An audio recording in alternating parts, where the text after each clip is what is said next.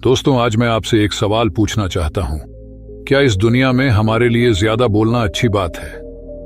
कहीं ना कहीं ज्यादातर लोग इसी वजह से ज्यादा बोलते हैं क्योंकि वह दूसरों के सामने अपने आप को अच्छा दिखाना चाहते हैं, दूसरों के सामने खुद को साबित करना चाहते हैं। तो इस सवाल का जवाब हम एक कहानी के माध्यम से समझेंगे। एक समय की बात है जब एक आश्रम में बौद्ध गुरु और उनके शिष्य रहते थे। उन सभी बच्चों में एक बच्चा थोड़ा अलग था। आश्रम के सभी बच्चे जब दूसरे कामों में लगे होते थे तो वह बच्चा एक कोने में बैठकर चुपचाप अपने आप में खोया रहता था। वह अक्सर किसी से ज्यादा बात नहीं करता था। आश्रम की सभी जिम्मेदारियां पूरी करने के बाद जब सभी बच्चे पूरे दिन की घटनाओं के बारे में बातें करने लगते हैं, तब वो शांत रहने वाला बच्चा एक बरगद के पेड़ के नीचे बैठकर ध्यान करने लगता। सभी बच्चों को देखकर आश्चर्य होता था क्योंकि उसका कोई दोस्त नहीं था। वह अक्सर आश्रम में अकेला ही घूमता रहता था। यह देखकर उसके गुरु को बड़ी खुशी होती थी। उसे लगता था कि कोई तो है आश्रम में जो मौन यानी कि चुप रहने की ताकत को समझना है, उसके महत्व को समझता है।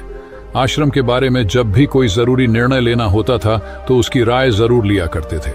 लेकिन यही बात गुरुजी के एक दूसरे शिष्य को बड़ी खटकती थी क्योंकि वह गुरुजी का प्रिय शिष्य बनना चाहता था। इसीलिए वह गुरुजी के सामने दूसरे बच्चों के कामों में कुछ न कुछ कमियां निकालता रहता था, जिसकी वजह से गुरुजी उसे महान समझने लग जाए। अक्सर वो अपनी जिम्मेदारियां पूरी तरह से निभाने का दिखावा भी करता था, चाहे उससे कोई सलाह भी मांगे, लेकिन फिर भी वो उन्हें अपनी सलाह देता रहता था।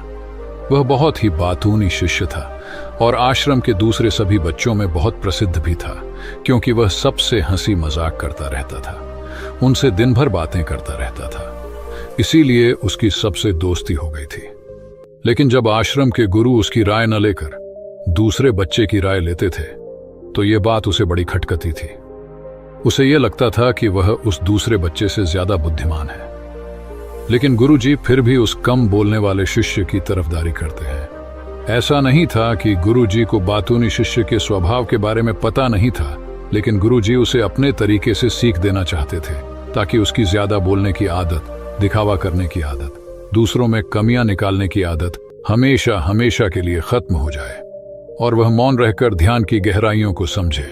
असल में हर सच्चे गुरु की यही इच्छा होती है।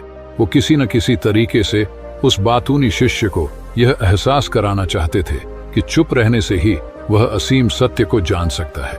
उस विराट का एहसास चुप होकर ही किया जा सकता है। एक दिन गुरुजी को एक तरीका सूझा। उन्होंने आश्रम के सभी बच्चों को अपने पास बुलाया और कहा कि मैं तुम सभी को दो दो हिस्सों में बांटकर अलग अलग गांवों में भिक्षा मांगने के लिए भेज रहा, और जो भी दो बच्चे सबसे ज्यादा भिक्षा मांग कर लाएंगे उन दोनों को आश्रम की सभी जिम्मेदारियां निभाने का मौका दिया जाएगा। अपनी बात को जारी रखते हुए गुरुजी ने बताया कि भिक्षा मांगने से हमारा अहंकार भी खत्म होता है। इसीलिए हर शिष्य पूरे मन से भिक्षा मांगे। कोई भी इस काम को सिर्फ दिखावा करने के लिए न करे, वरना वह अपने जीवन का बहुत बड़ा ज्ञान पाने का मौका खो देगा। आश्रम के गुरुजी ने जानबूझकर बातूनी शिष्य और चुप रहने वाले शिष्य की जोड़ी बना दिया। बातूनी शिष्य के मन में सिर्फ एक ही बात चल रही थी कि इस बार उसे मौका मिला है और इस बार वह गुरुजी को दिखा देगा कि वह चुप रहने वाले शिष्य से कितना ज्यादा बेहतर है। दोनों शिष्यों ने आपस में अपनी सहमति से निर्णय लिया कि दोनों गांव के अलग अलग जगह से भिक्षा मांगना शुरू करेंगे ताकि भिक्षा मांगने का काम जल्दी खत्म किया जा सके। चुप रहने वाला शिष्य हर द्वार पर जाकर अपने हाथ जोड़कर अपना भिक्षा का पात्र उनके सामने कर देता। उसके चेहरे पर एक सादगी और उसकी आंखों में एक एकांत होता था, जिससे भिक्षा देने वाले उसे भिक्षा देकर अपने आप संतुष्ट समझते थे। वहीं पर दूसरा बातूनी शिष्य हर द्वार पर जाकर उनको कुछ ना कुछ ज्ञान देने लगता था, जिसकी वजह से ज्यादातर लोग उसे बिना भिक्षा दिए ही लौटा देते थे। पूरे गांव में भिक्षा मांगकर जब दोनों गांव के बीच में मिले तो बातूनी शिष्य ने देखा कि चुप रहने वाले शिष्य के पास उससे 2 गुनी भिक्षा थी। यह देखकर उसे मन ही मन में बहुत ठेस पहुंचा। लेकिन जब वह दोनों भिक्षा का सामान लेकर आश्रम की तरफ जा रहे थे, तब बातूनी शिष्य को एक चालाकी सूझी। उसने चुप रहने वाले शिष्य से कहा कि हमें अपनी भिक्षा एक ही थैले में डाल लेना चाहिए। गुरुजी ने हम दोनों को एक साथ भिक्षा लाने के लिए कहा था। चुप रहने वाले शिष्य ने बिना कुछ बोले अपनी सारी भिक्षा उसके थैले में डाल दी। बातूनी शिष्य मन ही मन में बहुत खुश हो रहा था कि अब गुरु को यह पता नहीं चलेगा कि ज्यादा भिक्षा हम में से किसने मांगी है। उसे लग रहा था कि गुरुजी मुझे इससे ज्यादा बेहतर समझेंगे, इसीलिए उसने यह तरकीब लगाया। सभी शिष्यों के आने के बाद संध्या के समय जब सभी की भिक्षा तो ली गई, तो इन दोनों शिशु की भिक्षा सबसे ज्यादा निकली। गुरुजी ने इन दोनों का अभिवादन करते हुए आश्रम के सभी बच्चों के सामने उनकी पीठ थपथपाते हुए उन्हें मुबारकबाद दी और कहा कि मैं आश्रम का कार्यभार तुम दोनों को नहीं सौंप सकता है, इससे आपसी मतभेद होने का खतरा है। इसीलिए तुम दोनों में से जो ज्यादा भिक्षा लेकर आया है, आश्रम की जिम्मेदारी उसे ही सौंपी जाएगी। जब उन्होंने दोनों शिष्यों से पूछा कि तुम में से ज्यादा भिक्षा मांगकर लाया था, तो बातूनी शिष्य ने कहा कि गुरुजी मैं इससे दुगनी भिक्षा मांगकर लाया था, लेकिन मुझसे गलती हो गई कि मैंने वह दोनों भिक्षा एक ही थैले में डाल ली। मुझे नहीं पता था कि आप ऐसा निर्णय लेने वाले हैं, वरना तो मैं अपनी भिक्षा का थैला अलग ही रखता। इस पर गुरु ने चुप रहने वाले शिष्य से पूछा कि क्या तुम इसकी बात से सहमत हो? क्या तुम इससे कम भिक्षा लेकर आए थे? यह सुनकर चुप रहने वाले शिष्य ने कहा कि गुरुजी मेरे पास ऐसा कोई भी साधन नहीं है जिससे मैं यह साबित कर पाऊं कि मैं इससे ज्यादा भिक्षा लेकर आया था। असल में ये उल्टा बोल रहा है, दुगनी भिक्षा में लेकर आया था, ये मुझसे आधी भिक्षा लेकर आया था, और इसीलिए ही मुझसे भिक्षा एक थैले में डालने की बात कहा था।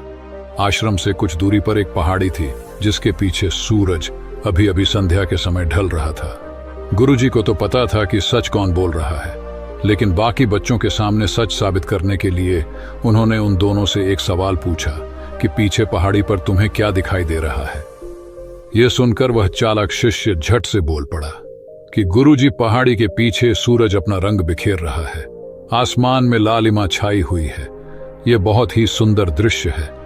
वह तो और भी बहुत कुछ कहना चाहता था, लेकिन गुरुजी ने उसे चुप करते हुए दूसरे शिष्य से जवाब जानने के लिए प्रयास किया। जब उसकी तरफ देखा तो उसकी आंखों में आंसू भरे हुए थे। श्रद्धा, भक्ति और प्रेम से उसकी आंखें भर आई थी। गुरुजी को उससे पूछने की जरूरत ही नहीं पड़ी। गुरुजी ने सभी बच्चों को संबोधित करते हुए कहा कि मैंने सवाल किया था कि पहाड़ी के पीछे तुम्हें क्या दिखाई दे रहा है। ज्यादातर लोगों को यही दिखाई देगा कि एक बहुत सुंदर दृश्य है, लेकिन मजे की बात यह है कि सुंदरता बोलकर ही नहीं बताई जा सकती, उसे महसूस भी किया जा सकता है, और सामने वाला सुंदरता को आपकी आंखों में देख पाता है। चुप रहने वाले शिष्य की तरफ इशारा करते हुए जी ने कहा कि असल में सुंदरता किसी बच्चे ने देखी है, दूसरे बच्चे ने सिर्फ सुंदरता की ऊपर ऊपर से व्याख्या की है, लेकिन इसने वास्तविकता में उस सुंदरता को महसूस किया है। अपने आप को ऊंचा दिखाने की सभी कोशिशें नाकाम होती देख वह चालाक शिष्य वहीं पर फूट फूट कर रोने लगा। उसको चुप कराते हुए गुरुजी ने कहा कि बेटा, मुझे पहले से पता था कि तुम झूठ बोल रहे हो, लेकिन मैं तुम्हें उस झूठ का एहसास कराना चाहता था। सभी बच्चों को संबोधित करते हुए गुरुजी ने बताया कि शब्द एक जाल की तरह होते हैं। हमारे ज्यादा बोलने की वजह से बहुत सारी समस्याएं पैदा होती हैं। जब कोई आदमी एक बात को बढ़ा चढ़ाकर बोल देता है तो उसे साबित करने के लिए शब्दों के जाल में फंसता चला जाता है, और इसी वजह से अंतर्मुखी होने की बजाय वह बहिर्मुखी होता चला जाता है। वहीं पर जिस भी व्यक्ति को अपनी अंतर यात्रा करनी होती है, अपने आप को पहचाना चाहता है, उसे सबसे पहले चुप रहना सीखना होता है। जरूरत से ज्यादा बोलना या फिर हर वक्त बोलते ही रहना, यह सब हमारी अंतर यात्रा में बाधा बन जाती है। जब आप चुप रहने का अभ्यास करते हैं तो आप अपने साथ वक्त बिताने लगते हैं, जिससे कि आप अपने एकांत को जान पाते हैं।